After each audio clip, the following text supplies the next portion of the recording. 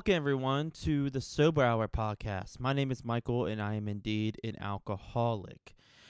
Today is just me.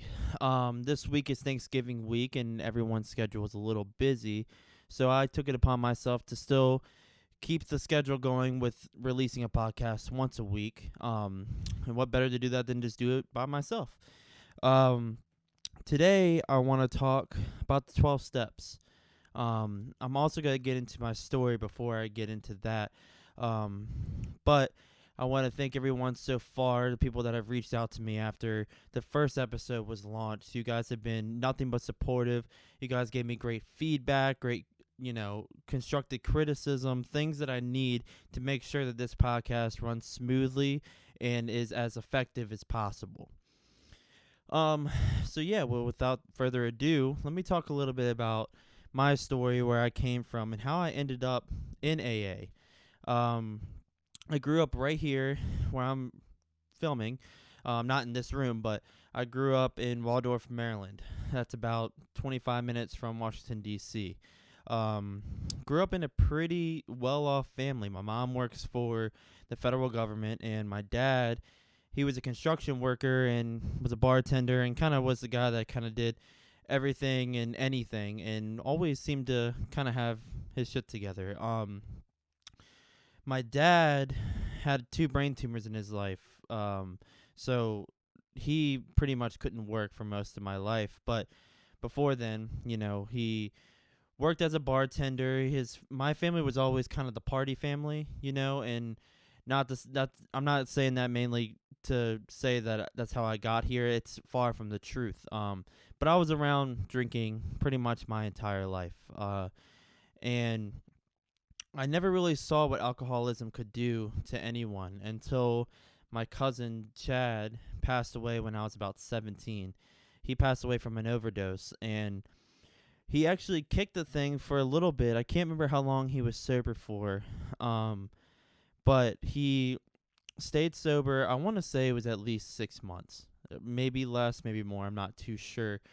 But when he went out one night, he, from what I could tell, he did the amount that he was used to before he got sober, and unfortunately it took his life. So at 17, I was kind of exposed to what alcoholism and addiction can really do to somebody. I believe he was 28 years old, 27, real young. He was a great person, and we lost a really strong guy in our family, and it was tough, man. And before then, I was a normal kid, played baseball ever since I could remember. I played for 15 years. And within that time period, when I was about 10, I found my love for music. And ever since I picked up a pair of drumsticks and played for the first time, I was like, this is it. This is my livelihood. I have a purpose, and I strived every day to get better and better. And when I was about 13, 14, I was pretty damn good for a 13, 14-year-old, listening to Avenged Sevenfold, Slipknot. I was this kid that was just rocking it out every single day, and joined a band and thought we were going to take over the world, And when you're in a band, especially around here or pretty much anywhere, you're around guys that smoke pot, drink and stuff, especially when they're younger, because it's fun and it's new and it's exciting and it's dangerous, and I kind of got into that, the smoking weed and, drinking every once in a while, but my thing was always weed. And, right out the gate, kind of had a thought one day when I was a senior in high school that, I have a pretty strong addictive personality.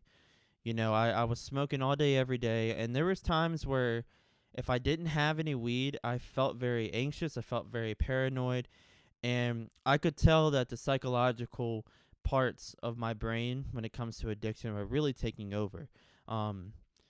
Now, at the time, I didn't really necessarily think weed was so bad because it's weed, and it is a very, very strong, medicine and drug that can lead to a lot of things, and I've seen it happen. But to me at 18, I just thought, I'm just a pothead, and I don't do anything else, and I'm not getting in trouble and all this stuff. So cut forward to, I moved to Atlanta for music school. I went to the Atlanta Institute of Music and Media, and it was the greatest experience of my life. Learned a ton, met a lot of great people, and while I was there, that's when I turned 21, and that's when I was able to buy alcohol on my own. Didn't have to bother anyone to get alcohol for me, and I was living by myself in this apartment, and it was amazing because if I didn't want to do anything, didn't have to. And when I was 21, if I didn't want to do anything and also get hammered, I could, and I did a lot, and same kind of thoughts were happening again. I was like, man, like I'm pretty much drinking almost every day. I wasn't getting hammered every day, but I definitely was having a drink. At the end of the day, watching a movie, had a drink, whatever. And then after I graduated Atlanta Institute of Media and Music, or Music and Media, I moved to Nashville shortly after. I was in a lot of bands in Atlanta, and I got in this one band, and we decided to move to Nashville. And unfortunately, the band didn't really stick together very long after we moved to Nashville, but I took it upon myself to take that time to really network and go out on my own and try and find people to play with. And I did everything and anything I could to just get my name out, get my foot in the door, and a lot of that comes with networking. And networking in Nashville is going to a lot of writers' rounds, they have this thing called bus call, which is when bands play 3 or 4 songs of their originals, and you're there and they're at these bars, and you have to pretty much have a drink in your hand to network. At least I did.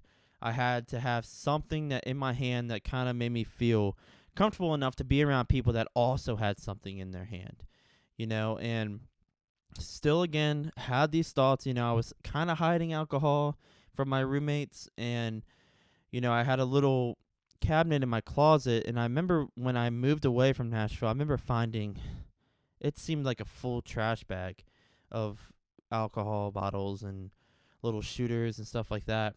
And again, had that thought, but never really put any energy towards it.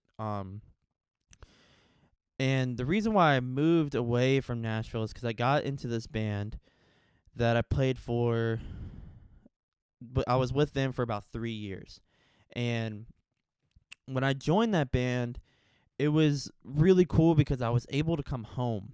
I was able to travel from home and travel the whole country, mind you, and pretty much live the dream. I was on salary. The only job I had really was to show up, drive when it was my turn, and play music. And starting out, it was a really, really fun time. It honestly never really got monotonous to me. The only thing that got in the way of it was alcohol. But as musicians, we play for 4 hours, and a lot of times we were playing in these college towns, so we were the party. We were basically in charge of keeping people there, keeping people interested, because that was great for the bar, great for the venue, makes them money, and it made us money at the end of the day too. And with that comes with, shots being brought on stage for us, and drinks after the show, drinks before the show, and it never really got bad until after COVID. And during COVID, I pretty much started drinking every day again.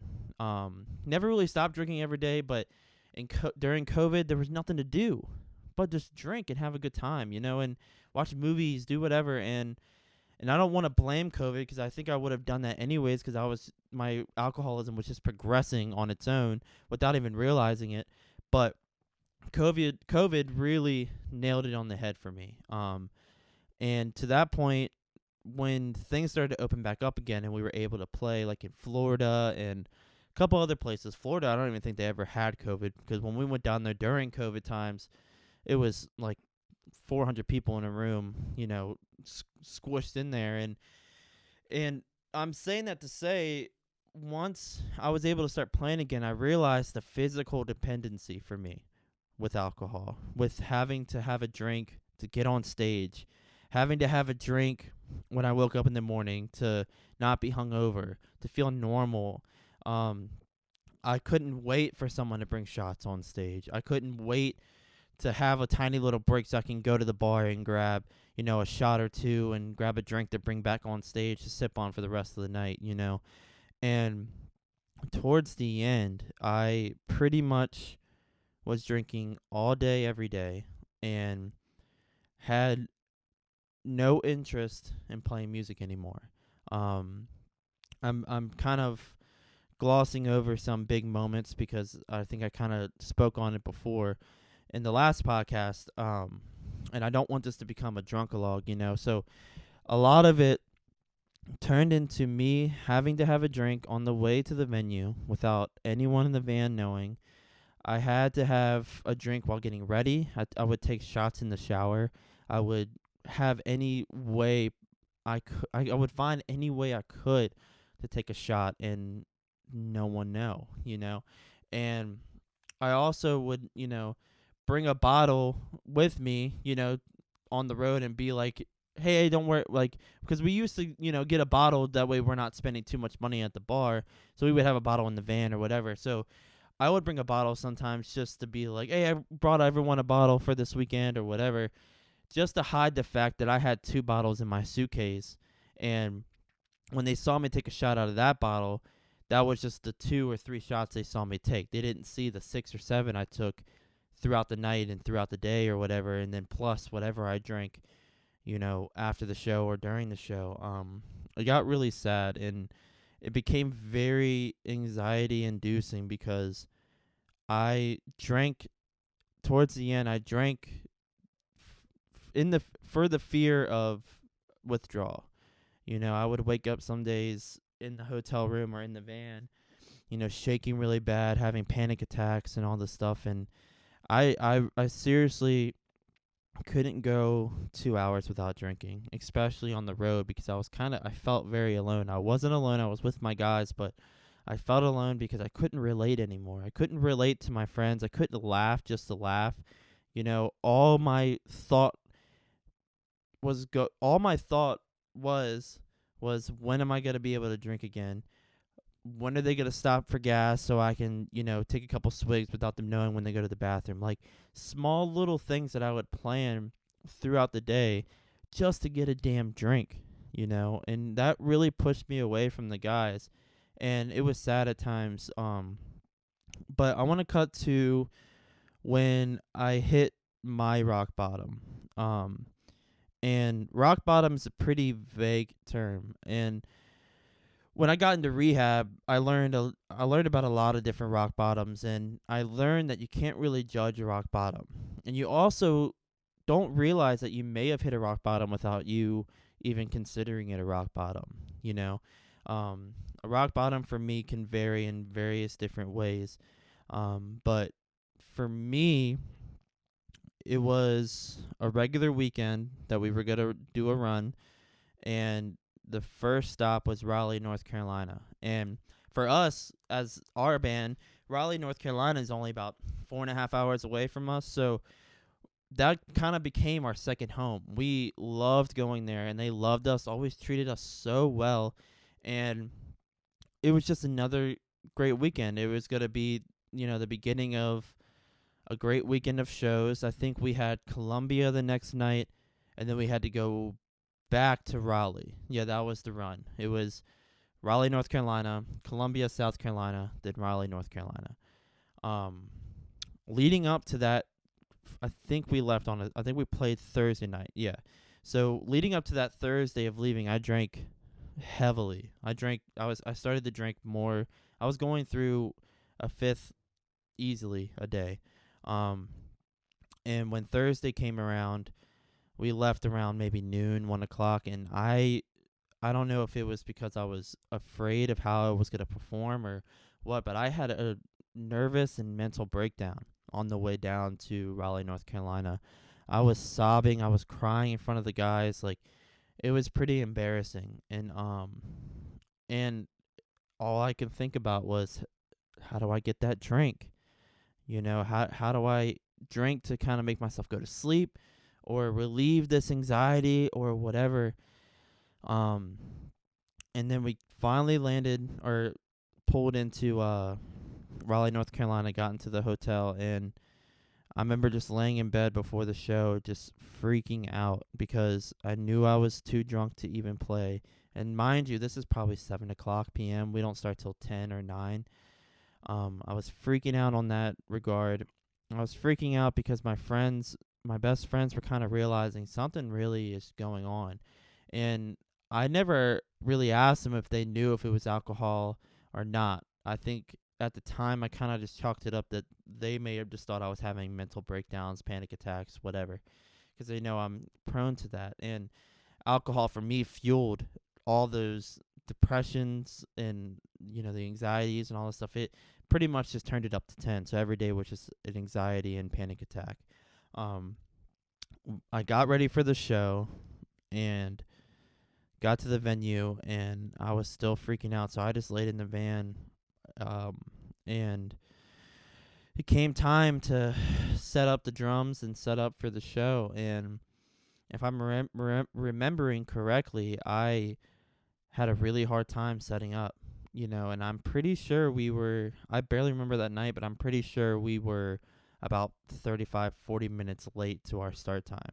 And normally I'm able to set up real quick, and I was always the one set up first because I had so much to do. I just did it real quick, when I was not so drunk. But in this particular night, I remember because we played to tracks at shows, and for people that don't know what that means, a lot of bands, some of your favorite bands, a lot of pop artists and country artists and hip hop artists, they play to tracks where they have something playing in the PA that the audience is hearing that's not necessarily being played on stage. So we would have, a keyboard part playing, but we don't have a keyboardist playing. It's kind of our way to keep the songs as full as possible and as close to the records as possible, and also not having 15 guys on stage. We would have like 3 guitars playing in a track, and we only have one guitarist. So it kind of just helped with that. But anyways, I ran that from an iPad, and I remember being so drunk that I couldn't even type in my passcode to get into my iPad, and it was just, I have so many nightmares over that. But anyways, started the show, and I remember I was playing as if I had 15, 20-pound dumbbells taped to my wrists and ankles, man. I was playing probably, half the speed of each song. And when we play, we don't take breaks. We play for 4 hours, and we'll have a little break where our singer will do a little acoustic jam, and the band will get off, go piss, whatever. And then we would do that too. He'll get off, and our guitarist will sing some rock songs or whatever and kill it. So it was about probably an hour and a half left of the show, and I heard our singer say, "Hey, we're going to take a 5-minute break. We'll be right back." And I thought maybe someone just had to use the restroom really bad or something. And he told me to go lay down in the van, and they were going to figure it out. And thank God our bassist at the time, Brendan, is a musical genius and can play every instrument that you could possibly find. And he hopped on drums and really saved my ass that night. And yeah, and that was my rock bottom because I worked so hard to get to that point as a musician. I studied every day at school. I practiced 10 hours a day, 8 hours a day. I networked. I was willing. I starved some nights. I did everything I possibly could to achieve my dreams, and I achieved them. And I was living it. And I let goddamn liquid take it all away from me. And I cried that night in the bathroom. And the next night, we were driving to Columbia, and again, only worrying about the drink. I felt relieved that that night was over, but I was still having panic attacks of how this night was going to go. And I remember our singer was like, "Look, let's try and find someone to fill in for you and have you not worry about tonight," And the sad thing was I felt so relieved because now I can relax in the hotel room and drink. I was devastated that I couldn't play, but on the other hand, my alcoholism was kind of giving me a high five, like, "You're off the hook tonight, buddy." So they went and played that night. I stayed in the hotel room, and funny enough, well, not funny at all, oddly enough, Taylor Hawkins, my favorite drummer of all time, passed away that night due to alcohol and drugs. And I just remember having a horrible time with that thought of that could be me tonight. That could be me now waking up tomorrow in this hotel room because I was drinking heavily. And the next day, my amazing girlfriend Ashley met us in Raleigh, North Carolina, which is about 4.5 hours away. She got off work, drove all the way to Raleigh, picked me up, and drove all the way back. And then again, they just figured out someone to play drums. And the rest of that week, I felt relieved that I didn't have to play. And there was tons of things going through my head, but the main thing was the drink, and cut to, you know, I think I talked about it last week on the podcast, but cut to being in the hospital. I think it was the end of that week or the end of the following week, and I remember just looking at my family and just saying, look, I need to go to rehab. And I wanted to go so bad, but once everyone found out what was going on, I wasn't afraid anymore, and I realized that I pushed it off for so long because I didn't want to lose everything I worked so hard for, which was music, a beautiful girlfriend, a beautiful family, all this stuff. And the thing is, I started to see it slip away because of my drinking. I was afraid of saying that I was an alcoholic and I needed help was going to get rid of everything. But me not saying anything and continuing what I was doing was doing exactly what I was afraid of. I was losing my job as a musician. I was letting down fans and letting down band members and letting down people that I cared for deeply, and still do. And when I made that decision and became willing to just open up my ears and listen to everything I could, my life changed tremendously. Being in rehab is kind of a mind trip, and it's kind of scary for your first time because you don't really know what you're getting into. You see it in movies, you see it, on TV shows, whatever, and they're pretty close to what it really is like. But the biggest thing I learned in rehab is what you put in is what you're going to get out. There was guys in there that would come out for a cigarette, get their meal, and then go back to the room and watch TV all day. And there were guys like me and a lot of other dudes that I got really close with that try to hit every meeting that they had there, every class they had there, went to the H&I speaking nights, try to learn as much as possible. Because eventually those 30 days were going to go up and they were going to flick us out of that safe bubble. And it's up to us to stay sober and keep with the progress and keep with the program, So that's pretty much how I got into rehab. Pretty short and condensed version. But now I kind of want to speak on the steps and how they help me, throughout the day. And I want to emphasize that this is how I view the steps, okay? This is how I went through the steps. This is how my sponsor and I went through the steps. And it's not to say this is how you do it. It's just how I did it. And that's the biggest thing I have to get people to understand, is because there's a lot of different opinions on certain things in in Alcoholics Anonymous. But I just want to make sure that I can only speak for myself and I can only give advice on what I've been through. Okay, so when you're listening to this, please keep in mind that I'm speaking on my experience. All right, let's get into it. Now, the 12 steps, when I was in rehab, especially at the one I was at, they had it plastered all over the wall. Every wall you can look, they had either like a small little poster or they had it all the way along the wall.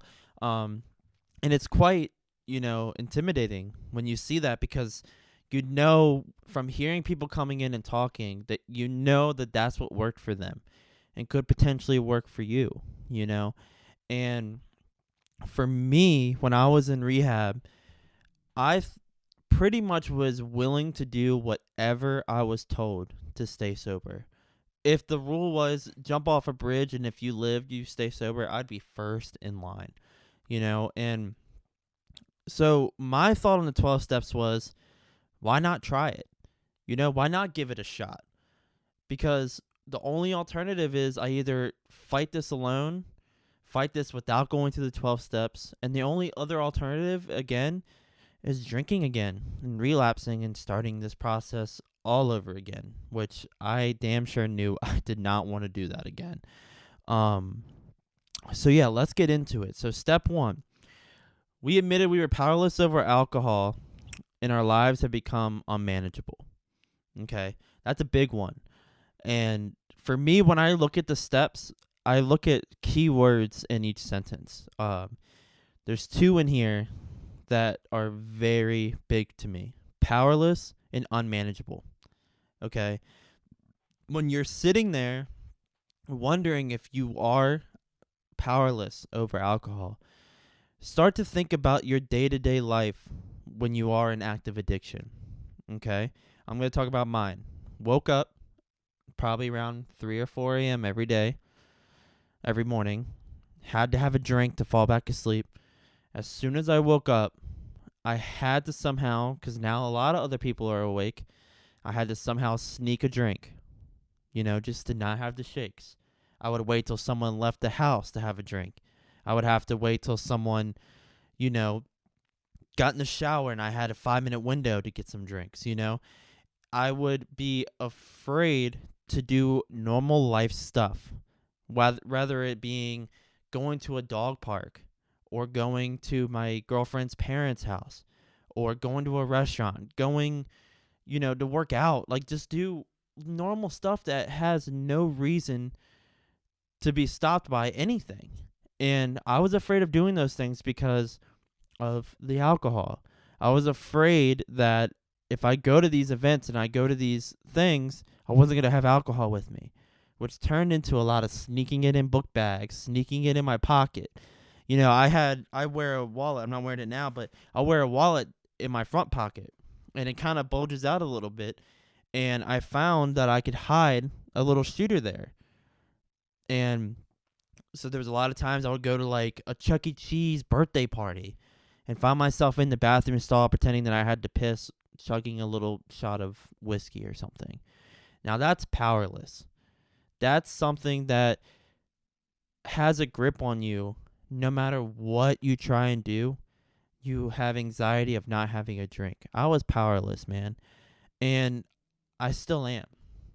And then I also, when you think about it, that's a manageability. I could not manage my own life because everything had to have some sort of, room for alcohol. There was no room for error. I had to meticulously plan out every minute of my day, every minute of any chore I had to do, any minute of going to Target, whatever. I had to plan out every single second to make sure that I had X amount of drinks and I didn't have withdrawals and I wasn't freaking out. So going into rehab, I pretty much realized by day 1, day 2 that I had step 1 in the bag.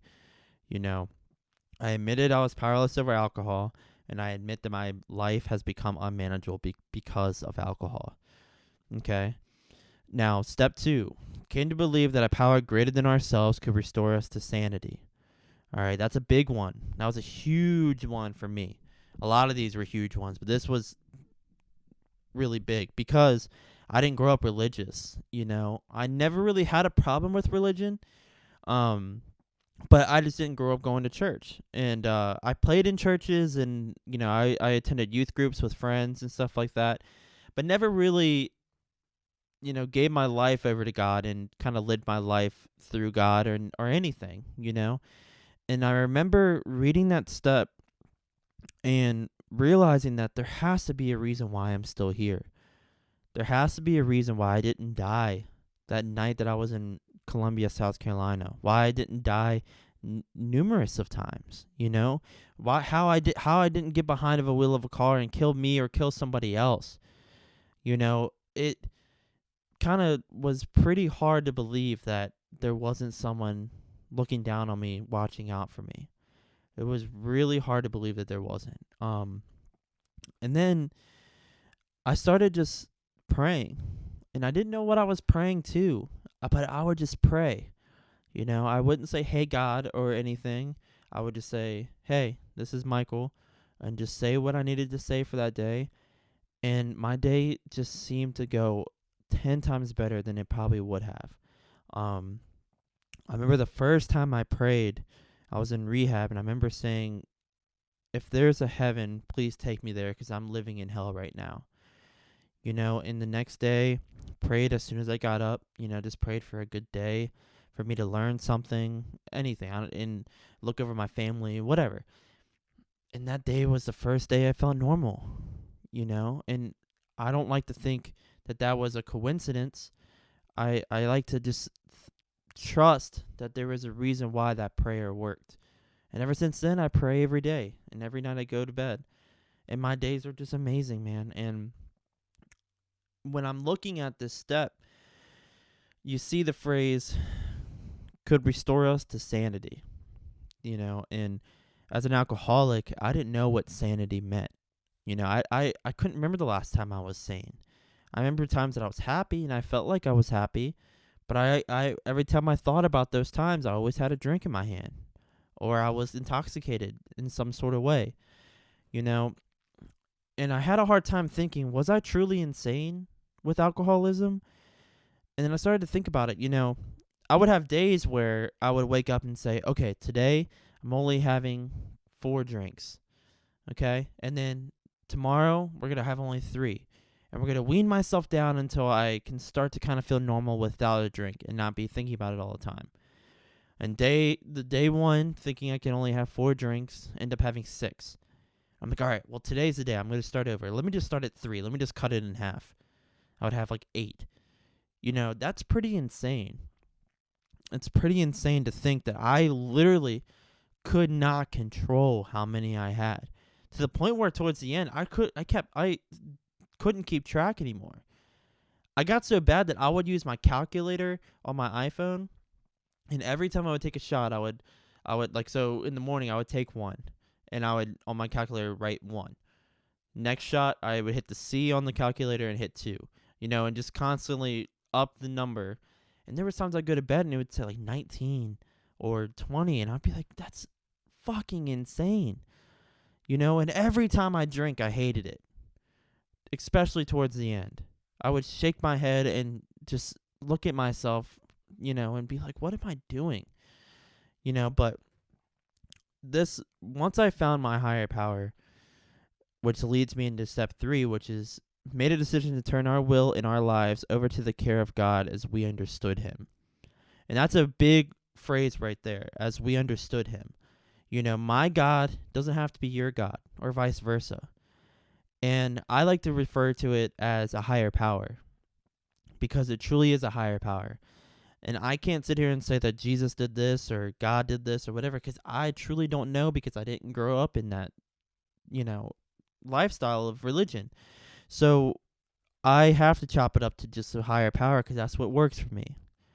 And whatever works for you, but you truly have to give time to your higher power and figure out what it actually is. And for me, finding my higher power was going to meetings. Okay, I found myself in meetings as soon as I got out of rehab, or even sometimes in rehab.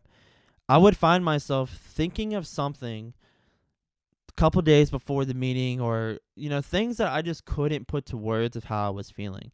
And it seemed like almost every time I was in that situation, someone in that meeting would say exactly what I needed to hear and how I wanted to hear it about whatever I was thinking, almost instantaneously. Sometimes it would be the first person that spoke. And I would go, like, how is that even possible? And so I truly came to believe that a power greater than myself and could restore me to sanity. And I made a decision to turn my will and my life over to my higher power because of meetings, man. It truly was, like, the meetings kind of just put the nail in the coffin for me. And it showed me that every meeting I go to, no matter how I'm feeling, sick, kind of run down, really happy, it doesn't matter. Whatever emotion I'm feeling, I walk away with something. And I walk away hearing something that I didn't necessarily know that I needed to hear. Meetings save you. And meeting makers make it.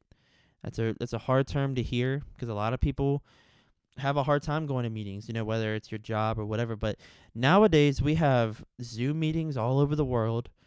You can make a meeting during a lunch break. You can hit a meeting, in the morning before you go to work. There's tons of ways to hit these meetings. Around here, we have meetings at 9 o'clock just for people that get off at 8. Alcoholics are tend to find ways to stay sober. They'll do anything they can. And that's finding meetings, and sorry to go on this tangent about meetings, but when I was in rehab, I would talk to the older guys that, had been in rehab before. And it was always, whenever I asked, like, well, what made you come back to rehab? What was kind of the defining thing? And 99% of them was, I stopped talking to my sponsor and I stopped going to meetings. Every single person had that. And then you hear people in meetings that had maybe 10 years and then relapsed and now they're back, or is it their third time back or whatever, and all of them say the same thing. Started ignoring my sponsor, stopped praying to my higher power, and stopped going to meetings. And this is not to preach and say that you have to do what I did. I'm just saying, for me, the meetings have saved my life and continue to keep my recovery as strong as possible. I was in a meeting today and we talked about gratitude, and sometimes you kind of forget to look around and think about what you have to be grateful for and have gratitude for, and it's always family for me. I couldn't do this without family. And just this program, man, this program is set out to help you succeed. And the biggest thing is, when you read how it works, it says half measures avail us nothing. So when you work on these steps, you have to be fully in. It's just like a diet program and a workout program. You can't work out twice a week and eat like crap, but like 2 days a week you eat kind of clean. It's you're going to get some results, yes, but you're not going to get the full results that you're looking for. So let's move on. Step 4, made a searching and fearless moral inventory of ourselves. Now, a lot of people are terrified of this step. I know I sure the hell was. And there's a saying that a lot of older guys say, the old timers as they call them: if you skip your 4th step, you'll end up with a 5th of vodka. And that's kind of true, because again, like I was saying earlier, people that relapse and stuff, it was always, I did 1, 2, 3, and 4, but I couldn't hit my 4th, couldn't do the 4th step, and then start missing meetings, not calling your sponsor, and then the snowball just keeps rolling down the hill. Eventually it hits a liquor store, and for me, this step changed everything for me. Changed everything. When I was in rehab, I was somewhat already kind of practicing this step without really realizing it. When I was in rehab, we were able to have phone calls twice a week for like 10 minutes each time. You had a visit, I think, one time after you were there for 2 weeks. And every time I either had a chance to talk to my girlfriend, mom, dad, whatever, I seemed to find myself remembering certain things that I would just apologize for. Apologize that I did certain things or whatever. And that's kind of hitting step 8, but I was kind of remembering the inventory of stuff that I did and would have continued to do, etc. My fears, turbulations, everything, And like I said, the key words of this step is searching and fearless. You have to be fearless in this, because this is your livelihood now. This is something that you want for the rest of your life. You want to be sober for the rest of your life, and you want to be happy for the rest of your life. You don't want to be that girl or guy anymore, And I wrote down everything I've done and continue to do. And, and a big thing that I learned at a meeting one time was, your step 4 doesn't have to be every second of your life written down, all the bad stuff. Like, you can simplify a lot of it. If you had 40 different experiences of being a thief, just write down, I was a thief. If you have 50 different things of saying that you were selfish, think of some certain things that really hone in on your heart write those down. But you can chop it up to just being, I was very selfish, and this step for me was designed to see who you were as an alcoholic on paper. And I took it upon myself to say them out loud after I wrote it, just to hear it, you know? Um, and once I did that, step 5 comes pretty much after that. And step 4 can take a lot of time. Some people, it takes them 3 months. Some people, it takes them a week. It all just depends. And take your time on it, because this is probably one of the biggest steps in the 12 steps. My sponsor, he asked me one day, he asked me the first 3 steps, just in conversation. And I said yes to them all. And he was like, great. Well, we finished step 1, 2, and 3. And I was like, perfect. And he said, how soon do you want to get sober? And I said, yesterday, He's like, all right, well, great. Go home and start writing some stuff down. And I did. It took me 2 weeks. And I categorized each person, because as soon as I sat down, I just had a million things coming up in my head. So I had to kind of stop my brain and be like, all right, let me think of everything I did to my mom, my dad, girlfriend, even my dog, everything, everybody. Now, step 5 also is very, very tough, because it states that admitted to God, to ourselves, and to another human being the exact nature of our wrongs. Basically, taking that sheet that you wrote down, everything you did wrong, and admitting to God, which for me was saying them out loud as I wrote them. And then typically you want to meet with a sponsor to complete step 5. You want to read through each one that you wrote down with your sponsor, and they're not going to judge you, and they're not going to hear anything that they probably have never heard before. And there's probably tons of stuff on there that they probably have done, maybe some things they haven't have done. But if you read their 4th step, I'm sure it's the same way. There's some things you've done, some things you haven't done. Everyone's story is different. At the end of the day, we're alcoholics, and we've done a lot of horrible things leading up to wanting to get sober. So there's no judgment when you do this. And my sponsor couldn't have made this process as comfortable as he made it, and he had me sit down and we went through it. And a big thing that he did that I forgot to mention, when he told me to write down everything that I've done to people, he told me to flip it over and write down some stuff that people had done for me, and there wasn't a lot. There was probably 2 or 3 things I wrote down. And the big thing that I realized was I didn't drink over any of them. There wasn't a thing that I wrote down that someone did to me that made me drink. Like, woe was me, like I'm drinking because of this. No, never. I had to write down certain things because it's just something that I felt like I had to share. And there were things that, when I look back on it now, it never really affected me. It's just something that happened to me that I felt like I needed to write down, Now, I hit step 5, and I'm in my sponsor's room, and we're talking, and he kind of relates him to the 7 deadly sins as he goes down the list, selfish, pride, greed, whatever. And a lot of it kind of basically all fell into being selfish. That was my character defect. It was being very selfish. But the cool thing is, when I did step 4 and got with my sponsor for step 5, you complete step 6 and step 7 in that same night. So you do 4, 5, 6, and 7 pretty much all at one time. 4, you take your time with it. But 5, 6, and 7, at least in my experience, was all in one night. And just to read them over, step 6 is, we're entirely ready to have God remove all these defects of character.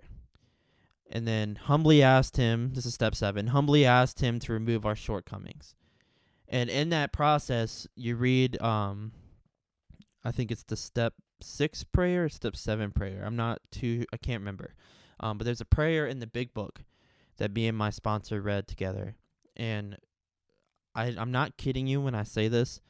That was the first time in my entire life where I actually felt the presence of a higher power. I truly did. And I truly felt my shortcomings being removed. I truly did.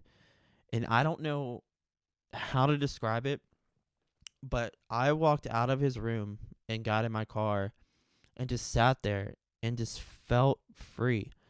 I felt like the weight has been lifted off my shoulders. Regardless if my family or friends see my 4-step list, which I don't recommend showing people your 4-step list unless you feel the need to, but please keep it to you and keep it to your sponsor. Um, it felt like all of it was gone. It felt like today's a new day. I can't change anything that I wrote down. Let's start today fresh and let's crush it as a new man. Now, once I finished 4, 5, 6, and 7, another big one came in, and that's step 8. Made a list of all persons we had harmed and became willing to make amends to them all.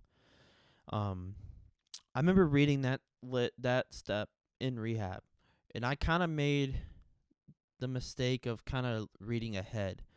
You know, my sponsor said something to me that was very interesting one time, and I think he got it from his sponsor, but he was like, when you're on step 1, think of it as you're in kindergarten. You know, when you were in kindergarten, you're not thinking of grade 12 and thinking about college or whatever, being a senior.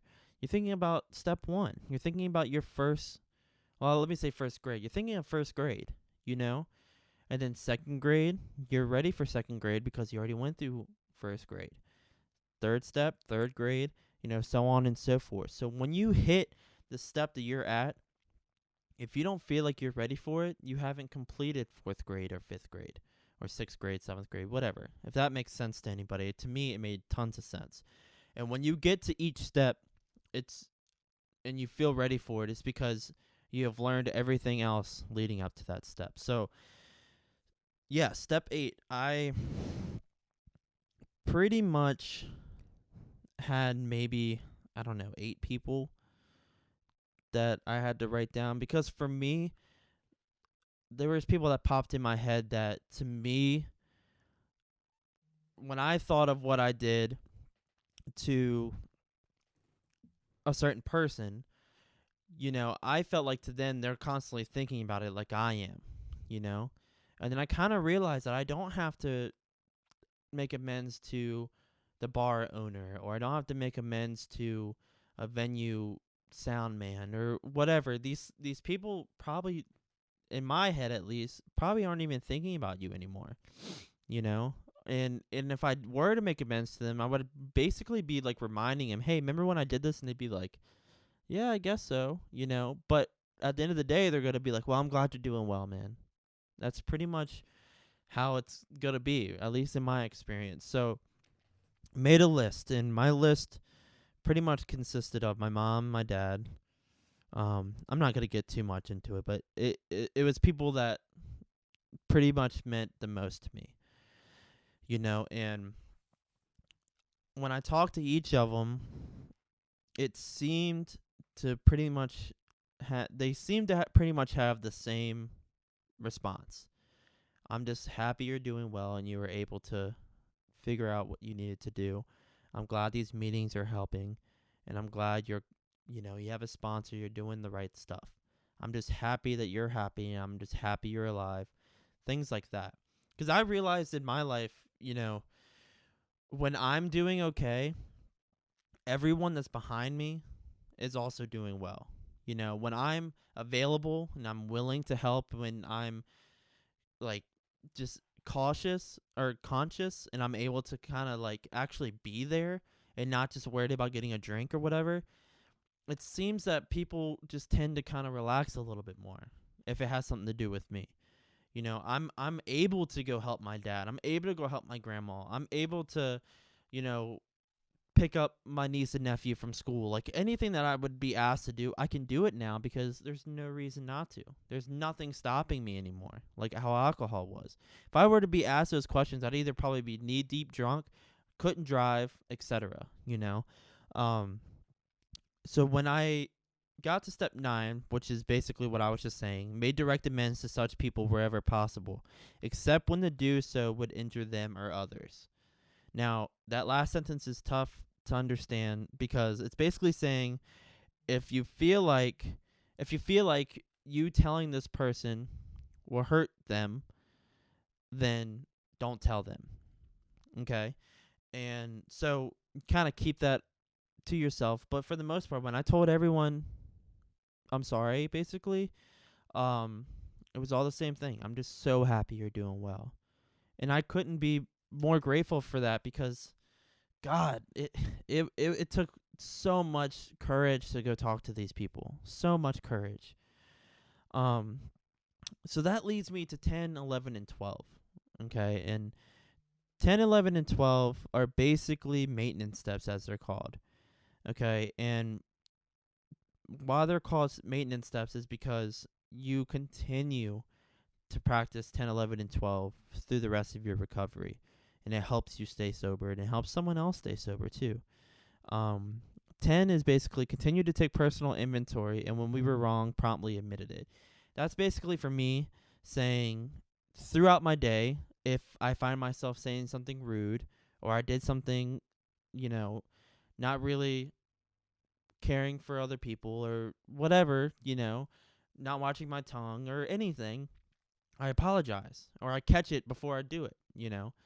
And that's a big thing to live day in and day out because you're constantly making sure that you're being as good of a person as you are.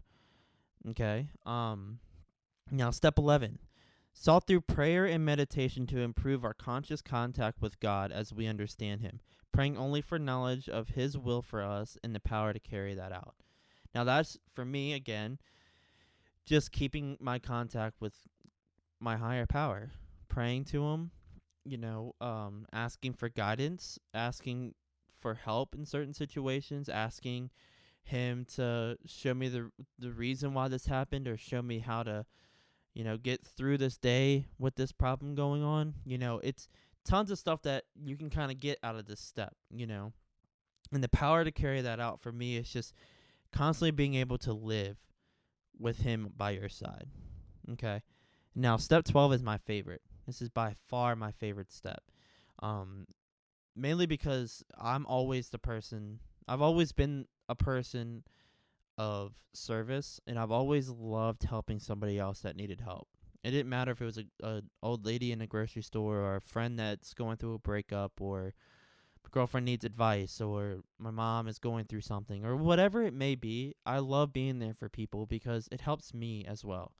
Okay, so step 12 states, having had a spiritual awakening as a result of these steps, we tried to carry this message to addicts and alcoholics and to practice these principles in all our affairs.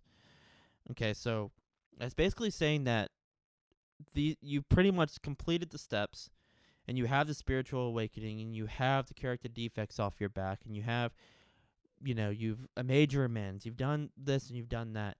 Now you're able to carry the message to alcoholics and addicts. Okay? And when you do that, your sole purpose is only aiming to help. That's all you're doing. We don't have the power to make someone stay sober. We truly don't. All you really can do is just be there for them when they need you. Give them advice on your experience and your experience alone.